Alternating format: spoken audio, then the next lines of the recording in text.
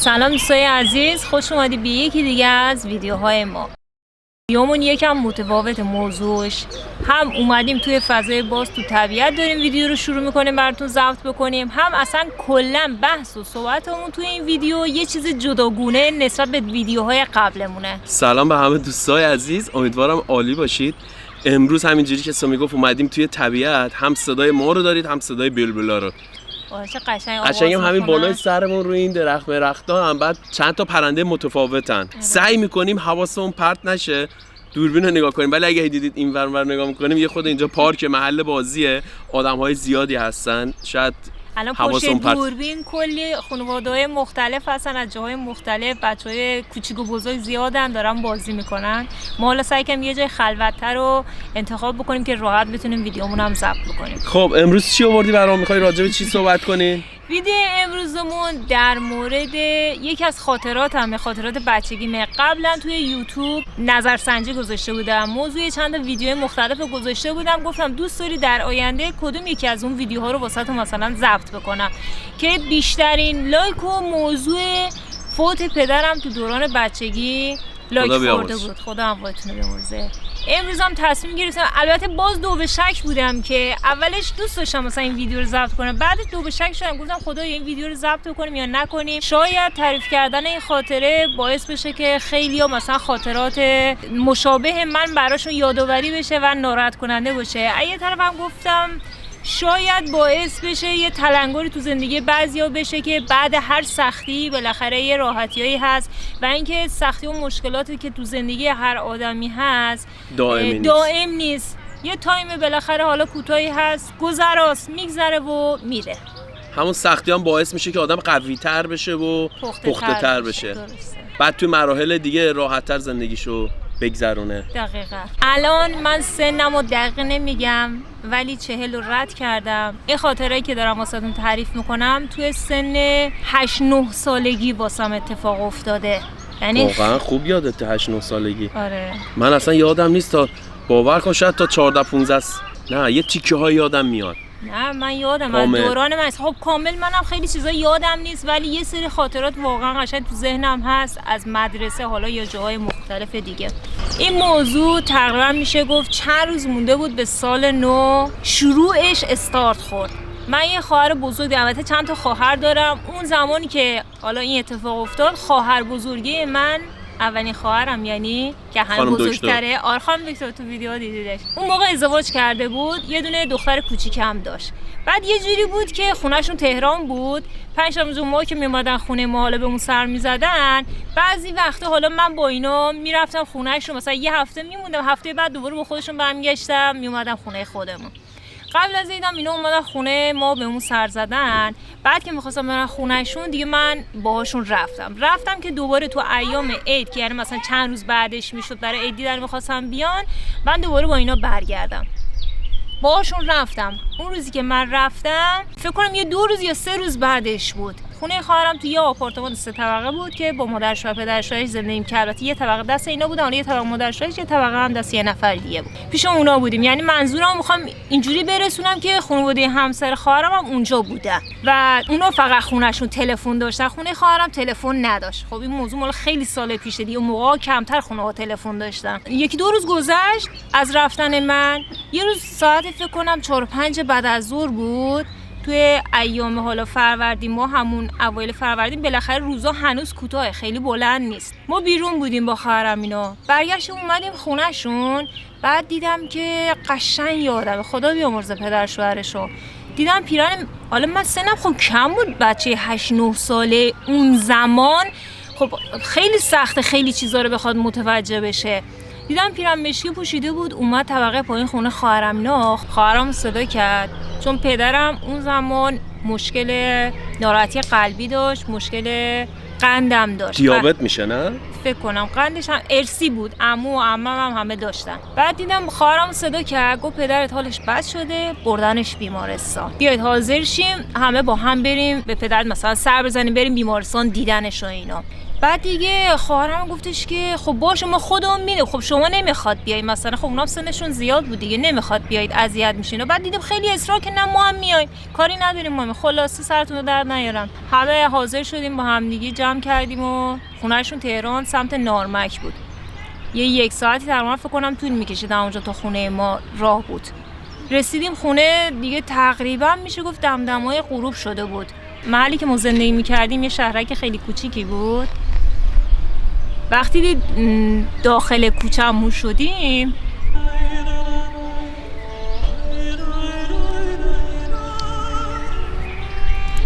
دیدم جلو در خونه‌مون یه دونه پارچه مشکی زدن. بعد صدای قرآن هم همه جا رو برداشته بود. یعنی اون موقع که پدر شوهر خواهرت اومد بهتون گفت میدونسته جریان چی شده؟ آره. و بابات به رحمت خدا رفته بوده. آره. ولی اون موقع نگفته به شما که مثلا نه. این اتفاق افتاده؟ نه. گفته بیمارستان مشکل آره. برش پیش اومده، حالش خوب نیست. دقیقاً. وقتی رسیدیم در خونه دیگه اون صحنه رو دیدیم دیگه فهمیدیم که مثلا چه اتفاقی افتاده. تو فهمیدی؟ میدونستی؟ آره، یعنی متوجه شدم. آره، مادرم اینا، خواهربرادرام، یا حالا اون کسایی که بیشتر بهمون نزدیک بودن، خاله، عمودای اینا، اونا هیچ کدوم خونه نبودن، همه رفته بودن برای خاکسپاری. خواهرم هم سریع با پدرش و مادرش همونجا اون مزاری که حالا خاک کرده بودن نزدیک بود، سریع رفتن که خودشونو برسونن. حالا یه چند تا از بستگان خیلی دورمون تو خونه بودن دیگه. حالا با اون سن کمم من رفتم تو، قشنگ متوجه شدم داستان چیه. بعد دیگه اومدن هی پیشم نشستن. تو نرفتی یعنی باهاشون؟ نه من نبودم، خب سنم کم بود دیگه. گفتن بچه است واسه اینو کجا برداریم با خودمون ببریم. اونا هم که کوچیک‌تر بچه‌های دیگه، آره، خواهر برادرای دیگه هم که کوچیک‌تر از تو بودن. آره. همه خونه بودن. اونا خونه بودن ولی بزرگترها همه رفته بودن. ولی خب یه چیز خیلی غیر ممکنی بود، چون 2-3 روز قبلش ما تو خونه بودیم، بالاخره پدرم پیشمون بود، هیچ اتفاق خاصی نیفتاد. یا مثلا تو بستر بیماری نبود که مثلا انتظارش رو داشته باشیم که آقا مثلا 6 ماه دیگه نهایت زنده است. پدر من کلا 45 سالش بود، سنی نداشت. موقعی که به رحمت خدا رفت 45 سالگی بود. 45 سالش بود. یعنی یادمه اون شب من اصلا هیچی نتونستم بخورم، گوشه اتاق نشستم، انقدر گریه کردم، همون تو حالت نشسته خوابم برد. متوجه فقط یکی اومد هم میزد بهم، یه پت متکا برام گذاشته و هم میگفت بیا بگی بخواب اینجا، بیا بگی بخواب. صبحش رو بلند شدم فکر کردم همه اینا خوابه، ولی آدمای دور و بر دیدم، صدای قرآن تو گوشم میومد دیگه، فهمیدم که هیچ کدوم از اینا خواب نیست، همه واقعیته. ولی خیلی سخته، خیلی سخته تو دوران کم، تو دوران بچگی، زمانی که واقعا احتیاج داری پدر مادرت، هر جفتشون، هیچ فرق نمیکنه، پیشت باشن، خیلی چیزا رو باهاشون تجربه بکنی، ولی نباشن و نتونی تجربه بکنی هیچ کدوم از اون حسا رو. ولی مادرم یه جوری، ما تعدادمون هم زیاد بود، 1-2 نفر نبودیم، 7-8 نفر بودیم. حالا درسته چند تا خواهر برادرام بزرگ بودن، ازدواج کرده بودن، ولی از من کوچکترم چند تا تو خونه بودن.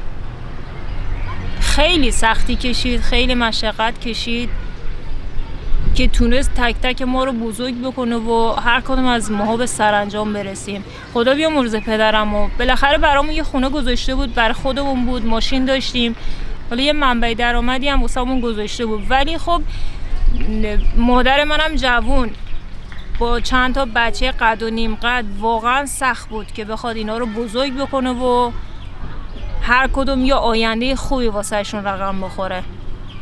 امیدوارم که هر کسی الان داره این ویدیو رو میبینه سایه پدر مادرش سالیان سال بالا سرش باشه، اونایی هم که حالا به رحمت خدا رفتن، خدا همشون رو رحمت بکنه. آمین. سعی کنید اگه حالا اون کسایی که خودشون مادرن یا پدرن دارن این ویدیو رو میبینن، تا اونجایی که میتونن واسه بچه‌هاشون پدر مادری بکنن، اون چیزی که از دستشون برمیاد واسهشون انجام بدن. یا بچه‌هایی فرق نمیکنه دختر یا پسر، اونایی که دارن ویدیو رو میبینید قدر پدر مادراتون رو بدونید، لحظه به لحظه وقتتون رو ازش استفاده بکنید، در کنار بودنشون رو استفاده بکنید، لذت ببرید. دوست همیشه هست، شما هر زمانی که بخواید میتونید دوست برای خودتون پیدا بکنید، یا نمیدونم خیلی تفریحات رو میتونید هر زمانی تجربه بکنید، ولی وقتی پدر مادر نباشن دیگه بر نمیگردن، دیگه نمیتونی کسی رو جایگزین اونا بکنید. امروز امروز داشتم تو خونه میگفتم و گفتم چه حسیه توی سنی میرسی دوست داری بری از خونه بیرون، خودت تنها باشی، دیگه با خانواده‌ات زندگی نکنی، بری دنبال کار، دنبال پول، درآمد، دنبال رویاهات. خوشبینانه ترین حالتش همه اونا رو هم پیدا میکنی، بهش میرسی، بعد تازه میفهمی ای بابا هیچ کجا آغوش گرم همون خانواده نمیشه. مثلا با این سن الان دوست دارم پیش حالا پدرم که به رحمت خدا رفت، پیش مادرم باشم، لحظه به لحظه رو با اون بگذرونم. میدونی یعنی برام اصلا هیچی مهم نیست، مثلا کسب و کار داشته باشم حاضرم ولش کنم برم با اون، چون اینا لحظاتیه که دیگه پیدا نمیشه، دیگه نمیتونی هیچ کجا تجربهش بکنی. حالا کارو دوباره بعدها میتونی بری دوباره به کارت برسی، پول در آوردن دوباره میتونی بری پول در بیاری، ولی خب با پدر مادر بودن یه حس و حال دیگه است. حالا منظورم این که مثلا تو اون سن میگی اینجوری برم، میری به همه خواستا میرسی، بعد میبینی با هیچی توش نیست. قشنگترین لحظات تو خونه پدرت بود، همون لحظاتی که اونجا بودی فکر رفتن بودی. حالا واقعا شاید سخت باشه برای حالا افرادی که سنشون کمه، با این حرفا رو داریم میزنیم و توقع داریم که مثلا به این حرفای ما گوش بدن و این کارا رو انجام بدن، ولی خب خودشون به مرور زمان آره سنشون بالاتر بشه، ان شاءالله خودشون هر کدومشون جداگونه بچه دار میشن، متوجه منظور ما تو این لحظه میشن. خب پس شما موقعی که حالا من اینجا کلی سوال توی ذهنم شکل گرفته، خب شاید سوال هر کدوم از بچه‌ام باشه، شما تو طبیعت اومدن این بدا همش این مگزا میان، نمیدونم عنکبوت از اون ور میاد، و شما موقعی که پدرت به رحمت خدا رفت مادرت دیگه ازدواج نکرد؟ نه تا همین الانم ازدواج نکرده؟ نه قصد ازدواج هم نداره؟ نه دیگه موقع که جوان بود و فرصتش رو داشت و میتونست این کار رو بکنه ولی نکرد، مون به پای بچه‌هاش. دقیقاً. خب همون جوری که میدونی یکی از بیننده‌های پراپاقرص ویدیوهامون مامانه. درست. اگر میخوای از این تریبون چیزی بهش بگی میتونی اعلام کنی. از همینجا به مامان عزیزم که تمام عمر جوونیشو به پای ما گذاشت، نه تنها من، خواهر برادرای دیگه هم همینجور برای هممون زحمت کشید و دنیا ممنونم، دستشو از همینجا میبوسم. امیدوارم که الباقی عمرشو به هر آنچه که دوست داره برسه، لحظات خوبی واسش رقم بخوره. نمیدونم چی بگم، تو سلامتی یعنی کامل باشه. دقیقاً. سلامتی مهمترین است. وقتی سلامت باشه دیگه همه جا میتونه بره و همه کاری میتونه انجام بده. درست. خب گفتی اون موقع که این اتفاق افتاد مدرسه میرفتی؟ آره کلاس دوم فکر کنم بودی. میشه آره کلاس دوم نه؟ سوم ابتدایی دقیقاً. بعد چند روز مدرسه نرفتی؟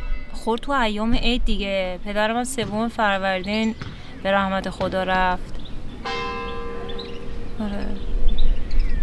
بعد 2 هفته بعد 2 هفته تعطیلات که رفتیم مدرسه، خب بچهای مدرسه اینا بالاخره همه میدونن، بالاخره چند تا از بچهای مدرسه آره. همسایه هاتون بودن و اینا، چه اون یادته چه صحنه‌ای بود روزی که رفتیم مدرسه؟ معلما مثلا میدونستن نمیدونستن چه عکس العملی داشتن؟ آره معلما ولی اومدن خونمون، اومدن دیدن من، مامانم، چون اون منطقه که حالا ما زندگی می‌کردیم یه شهرکی خیلی کوچیک بود، همه همدیگه رو میشناختن. معلم‌ها مثلا با خانواده‌ها زیاد در ارتباط بودن. معلممون ما یه معلم کلا بیشتر نداشتیم دوره ابتدایی، همه درسامون با اون معلمه بود. اومد خونه‌مون به اون سر زد، قشنگ یادمه اینا رو.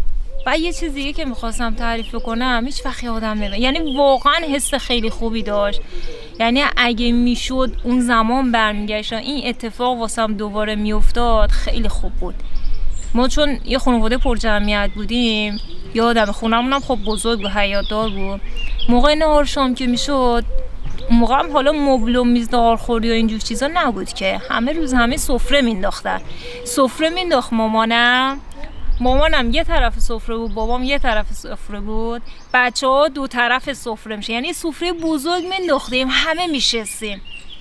خیلی یعنی بهم کیف میداد. انا یادم موقع میافتم میگم قدر اون لحظات رو نمیدونستیم.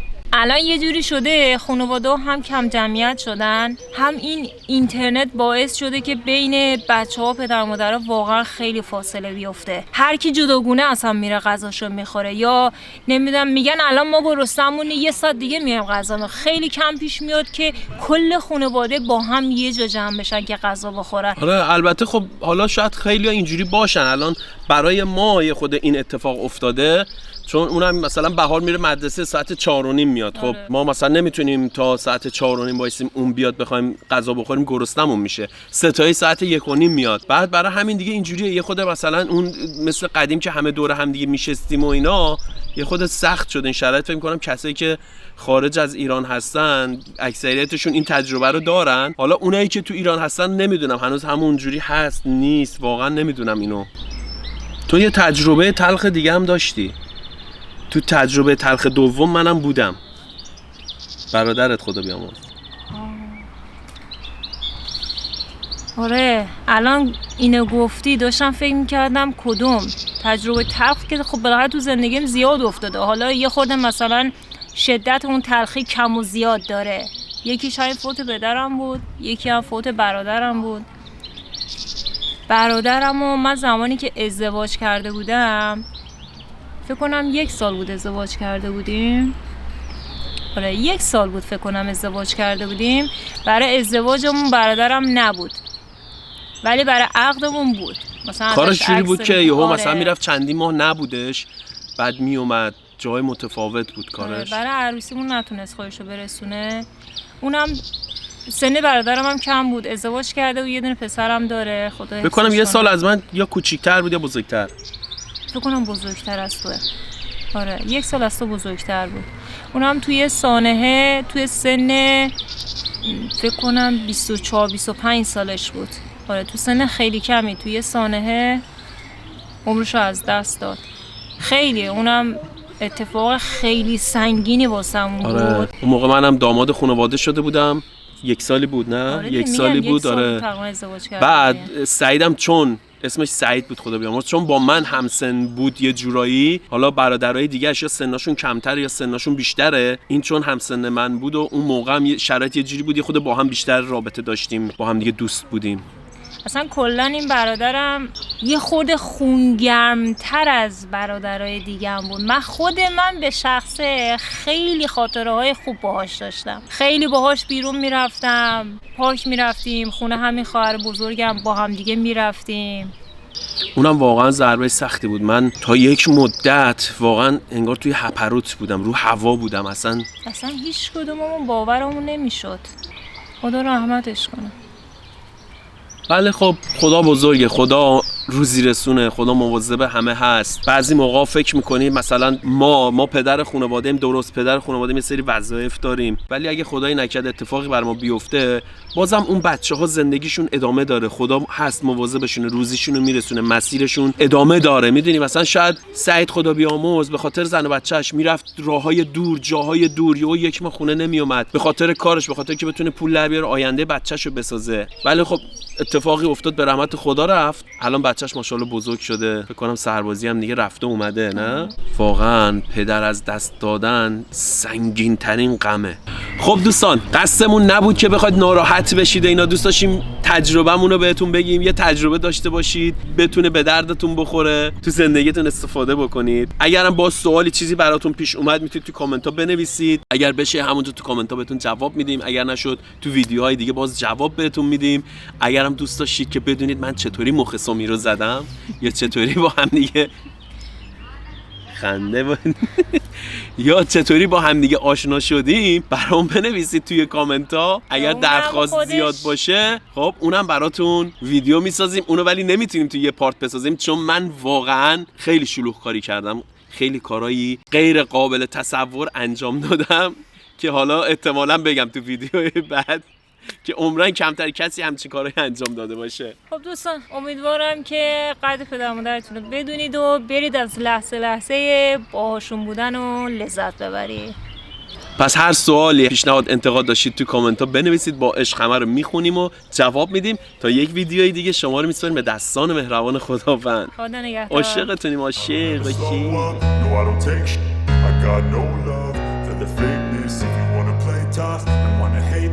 I'll always show up.